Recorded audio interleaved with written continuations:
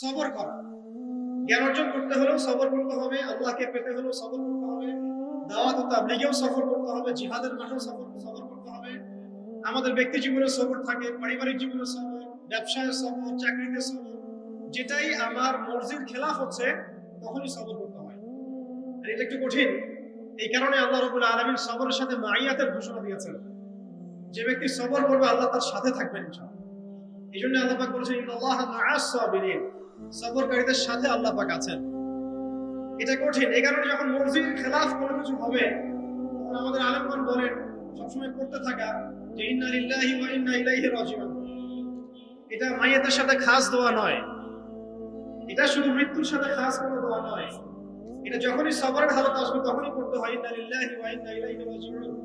কারণ উলাইকা আলাইহিম সালাওয়াতুম মির রাব্বিহিম ওয়া রাহমা ওয়া উলাইকা হুমুল মুহতাদুন।